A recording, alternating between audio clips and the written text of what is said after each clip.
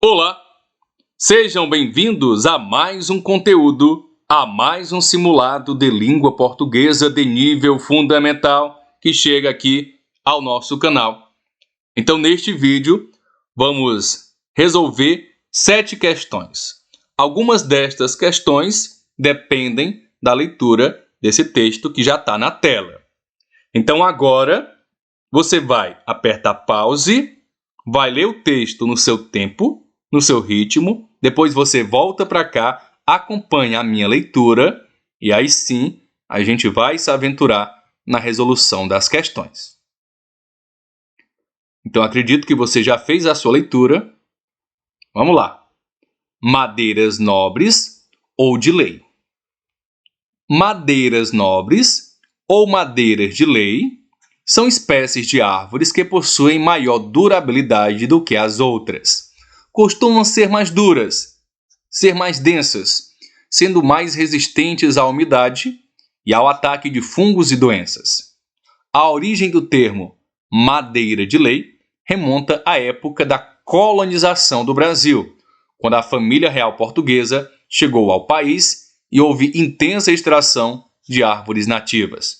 Em resposta a esse cenário, foi instituída uma lei que proibia a retirada dessas árvores sem devida autorização da coroa portuguesa, originando o termo madeira de lei.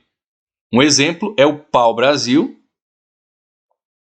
que não apenas foi a primeira árvore a ser considerada madeira de lei, mas também a espécie que deu nome ao país. Espécies nobres apresentam pouca distinção entre o alburno, parte branca da madeira, e o cerne, parte central da madeira. E a maioria das espécies possui cores próprias e marcantes, variando do bege ao amarelo, ou do vermelho ao marrom escuro, conforme a espécie. Normalmente, a madeira de lei costuma apresentar superfície lisa e lustrosa, resultando em um material mais bonito e de acabamento refinado. Atualmente, essas espécies de madeira são protegidas por diversas leis ambientais que visam evitar o desmatamento de árvores nativas. Para serem comercializadas, os plantios precisam estar organizados e em conformidade com a legislação vigente.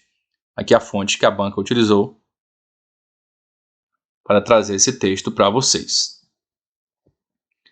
Agora a gente vai para a questão. Questão número 1, banca objetiva, envolvendo morfologia, ou classe de palavras. No trecho, espécies nobres apresentam pouca distinção entre o alburno e o cerne.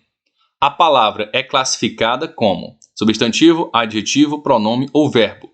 Espécies nobres. Nobres. Vamos gabaritar aqui na letra B, adjetivo. Lembrando que sempre que a questão surge na tela, você vai apertar pause, ler, responder e aí sim só depois é que você volta para cá.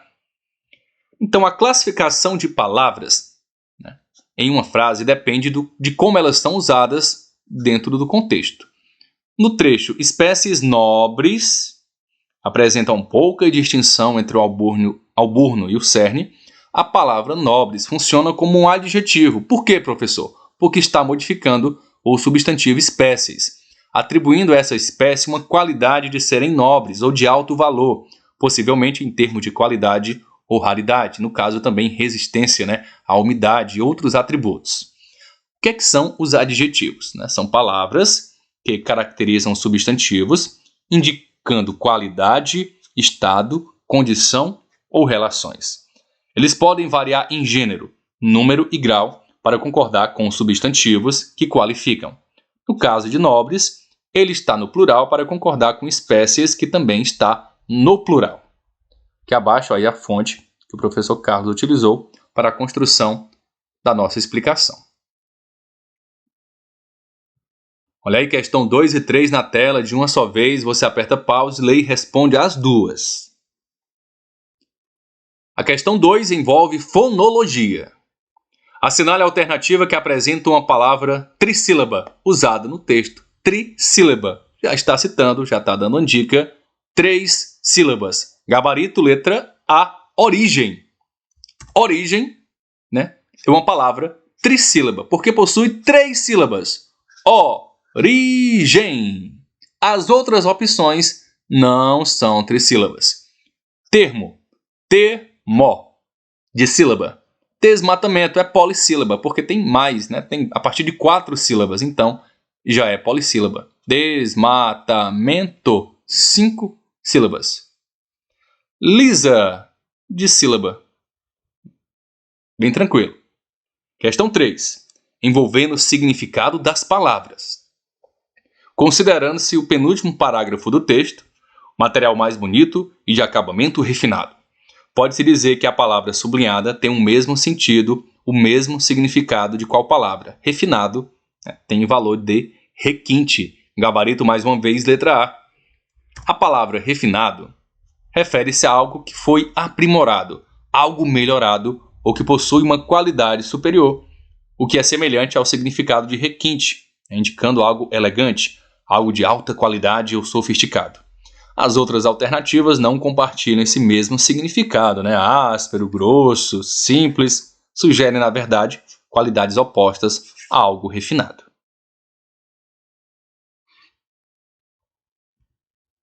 Questão 4, envolvendo interpretação de texto. Com base nas informações do texto, assinalar a alternativa correta, bem tranquilo, gabarito, letra A. A primeira árvore a ser considerada madeira de lei foi o pau-brasil. Trazer o trechinho aqui, lá do texto. A origem do termo madeira de lei remonta à época da colonização do Brasil, quando a família real portuguesa chegou ao país e houve intensa extração de árvores nativas.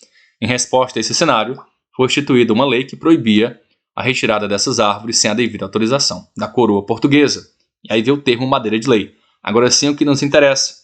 Um exemplo é o pau-brasil, que não foi apenas a primeira árvore a ser considerada madeira de lei, mas também a espécie que deu nome ao país.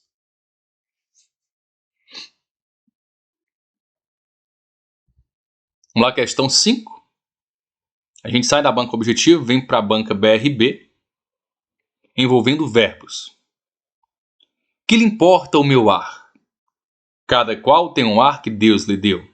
Importe-se com sua vida e deixe a dos outros. Assinale a alternativa que apresenta, sublinhado, o verbo conjugado no mesmo tempo e no mesmo modo que se apresenta no destaque acima. Tem o verbo importe-se com sua vida e deixe a dos outros. Gabarito da nossa questão, letra E. Anda, aprende, tola. Cansa-te em abrir caminho para ela e ela é que vai gozar da vida. Aprende. Qual a semelhança aqui? Por que estão no mesmo tempo, no mesmo modo? Está no modo imperativo, né? Ele é utilizado para expressar ordens, pedidos, conselhos ou sugestões. No presente do imperativo temos duas formas, o afirmativo e o imperativo negativo. O imperativo afirmativo, né, usa as formas do presente do indicativo, mas sim a primeira pessoa do singular. Por exemplo, a partir do verbo aprender, teríamos tu aprende, aprende, rapaz. Olha aí uma ordem. Já para o imperativo negativo, obviamente o contrário. Tu não aprende. Olha aí as fontes utilizadas para a explicação aqui do nosso gabarito. Lembrando que aqui ao lado tem um QR Code aí para você dar uma ajudinha a mais, um apoio a mais direto para o nosso trabalho. Você manda um Pix de qualquer valor, 50 centavos, R$1 tá valendo, 2, o que seu coração disser, é obviamente o que a carteira permitir, né? Você dá um apoio e manda uma mensagem lá no Pix, né, junto com o envio, tá bom? Agradeço demais, é um apoio aí que você dá para o nosso canal. Banca BRB, questão que envolve o significado das palavras. Penúltima questão. Leia. Chegou a costureira. Pegou no pano. Pegou na agulha. Pegou na linha. Enfiou a linha na agulha. E entrou a coser. Pode-se dizer que a palavra acima possui o mesmo sentido de costurar. Bem tranquila a questão, porque a banca deu todo um contexto. E a única que se encaixava aqui era costurar. Será que você confundiu com cozinhar, cozer? Vamos lá, né?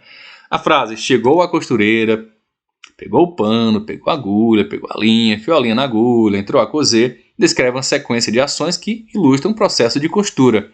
A costureira, ao chegar, prepara seu trabalho de forma metódica, pegando os materiais necessários um a um e finalmente começa a sua atividade principal, que é costurar, que é coser. A palavra coser é um verbo que significa unir ou reparar algo com pontos feitos com agulha e linha.